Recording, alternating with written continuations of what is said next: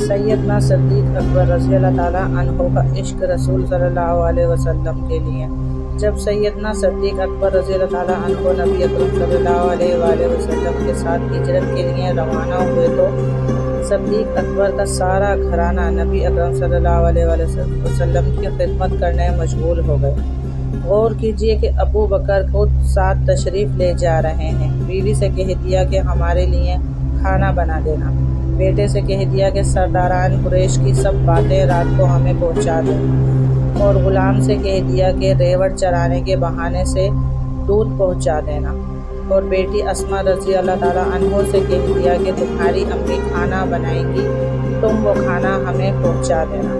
چنانچہ اسما بنت ابی بکر رضی اللہ تعالیٰ عنہ غار ثور میں پہنچاتی رہیں۔ سیدنا اسما ایک دفعہ کھانا لے جا کر حاضر ہوئیں تو اللہ تعالیٰ کے محبوب صلی اللہ علیہ وآلہ وسلم نے دیکھا کہ پیشانی پر زخم کا نشان پڑا ہوا ہے، مرجھائی ہوئی سی طبیعت ہے۔ پوچھا اسما کیا ہوا؟ اسما کہنے لگی، اے اللہ کے محبوب صلی اللہ علیہ وآلہ وسلم، کل جب کھانا دے کر واپس جا رہی تھی تو راستے میں ابو جہل مل گیا۔ وہ کہنے لگا، ابو بکر کی بیٹی، تجھے تو پتا ہوگا کہ تمہارا باپ کدھر ہے، اور جہاں تیرا باپ ہوگا وہیں مسلمانوں کے پیغمبر صلی اللہ علیہ وآلہ وسلم ہوں گے، بتا کہ تجھے پتا ہے؟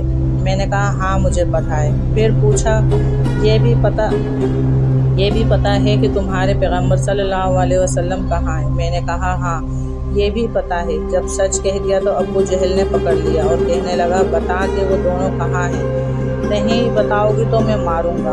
میں نے کہا نہیں بتاتی۔ چنانچہ میں ڈٹی رہی۔ اس نے اچانک ایک زوردار تھپڑ میرے چہرے پر لگایا، جس کی وجہ سے میرے دانتوں میں سے خون نکل آیا۔ آقا صلی اللہ علیہ وسلم میں نیچے گری، پتھر پہ میری پیشانی لگی اور خون نکل آیا۔ اس نے مجھے مارا کہ بتا دے، مگر میں نے اس کی مار پیٹ برداشت کی۔ بالآخر میں نے کہا، ابو جہل تیرا جتنا جی چاہے تو مجھے مار لے، میں اپنے آقا صلی اللہ علیہ وسلم کی جان تو تیرے حوالے نہیں کروں گی۔ سیدنا اسما کی یہ بات سن کر نبی اکرم صلی اللہ علیہ وسلم کی آنکھوں سے آنسو آ گئے، اور آپ صلی اللہ علیہ وسلم نے اس وقت یہ تاریخی جملے ارشاد فرمائے، ابو بکر، میں نے دنیا میں سب کے احسانات کا بدلہ دے دیا، لیکن تیرے احسانات کا بدلہ اللہ دے گا۔ غار ثور میں آگے چلے۔ راستے میں نبی صلی اللہ علیہ وسلم کو بھوک لگی ہے، کھانے کی کوئی چیز نہیں ہے، کیونکہ غار ثور تو پیچھے سے کھانا آتا تھا لیکن آگے کچھ نہیں تھا۔ ایک جگہ ایک عورت کے پاس بکری تھی جو دودھ نہیں دیتی تھی۔ ابو بکر اس کے پاس پہنچے اور پوچھا کہ کیا میں اس کا دودھ نکال سکتا ہوں؟ اس نے کہا یہ دودھ نہیں دیتی۔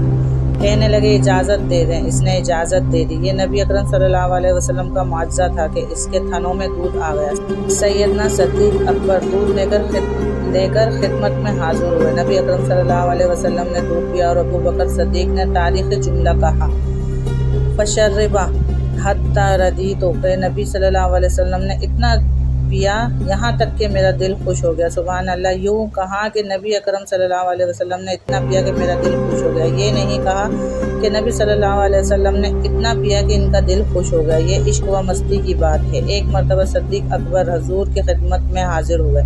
عرض کی، اے اللہ کے نبی، مجھے اپنے والد قحافہ کے ایمان لانے کی اتنی خوشی نہیں ہوئی جتنی حضرت عباس کے ایمان لانے کی خوشی ہوئی۔ پوچھا وہ کیوں؟ عرض کیا، ابو قحافہ اگرچہ میرے باپ ہیں اور ان کے ایمان لانے کی مجھے خوشی ہوئی، مگر حضرت عباس آپ صلی اللہ علیہ وسلم کے چچا ہیں اور ان کے ایمان لانے سے آپ صلی اللہ علیہ وسلم کو خوشی ہوئی۔ مجھے اپنی خوشی سے آپ کی خوشی زیادہ محبوب ہے۔ یہ اس لیے تھا کہ سیدنا اکبر رضی اللہ تعالیٰ عنہ کو نبی صلی اللہ علیہ وسلم کے ساتھ نسبت اتحادی نصیب تھی۔ اس لیے نبی پاک صلی اللہ علیہ وسلم نے فرمایا، اللہ رب العزت نے میرے سینے میں جو ڈالا میں نے اسے ابو بکر رضی اللہ تعالیٰ عنہ کے سینے میں ڈال دیا۔ یہ اتباع کامل کی وجہ سے تھا۔ اس کی دو دلیلیں ہیں۔